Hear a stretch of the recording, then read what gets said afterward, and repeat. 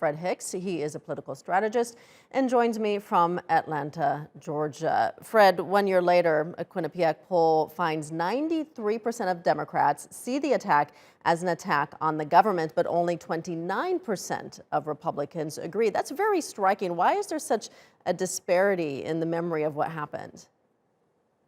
Well, unfortunately, everything in America now is politicized, and it can be seen through the lens of your political affiliation. And it's really unfortunate because it's very clear to me and very clear to, I think, to a vast number of people that you would strip away whoever was in the White House and just talked about what happened. I think that the vast majority of Americans would see it as an attack on the Capitol. But it's unfortunate because you have Democrats who see it one way and Republicans see it another way. And we really, in America, we're going to have to move beyond this if we're going to see and keep intact any level of cohesiveness. It is such a flashpoint in America, though. What does January 6th mean for American democracy going forward? Well, I think that is still yet to be determined. Let's make no mistake about it. It was an attack on America. It was an attack on democracy. It was just conducted by American citizens, some of whom have various levels of affiliations with the American government. And so we're going to have to get through this. We're going to have to get past this. We're going to have an honest conversation. And I think the House subcommittee that's focusing on this is really looking at that. And we're getting more and more revelations each and every day about what happened. And who knew what when. And I think once all that's put out on the table, we're going to have to deal with that, and it's going to be a reckoning for us here in America. But once we do that, we'll be able to finally move forward.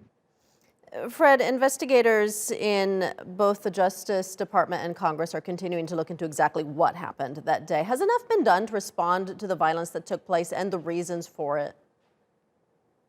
Well, I think the inspector said that about 93 or so of the 100 recommendations have been implemented and or are in the process of being implemented. And that is great. But until we deal with the level of, again, politicization that's taking place in our country right now and get to a point where we can, again, remind people that right is right and wrong is wrong, we're going to continue to see things like this. So January 6th was the most visible reflection or image of what's happening just beneath the surface in America, and has been certainly during the Trump years. And that is where people are increasingly divided and people feel that any end justifies the means. And again, that's a very troubling trend that we're seeing in our country right now.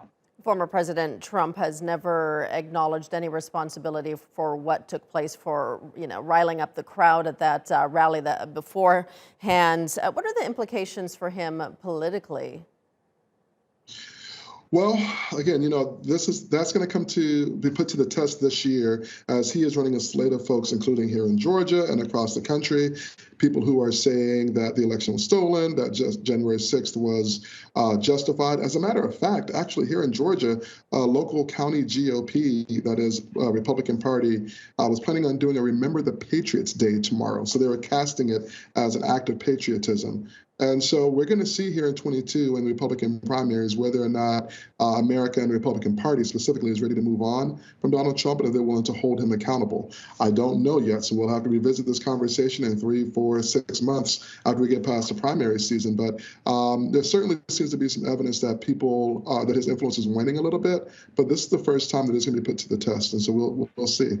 Yeah, like you said, we'll be seeing in a few months as we get into people getting prepared for the midterm elections. Fred Hicks joining us from Atlanta. Thank you.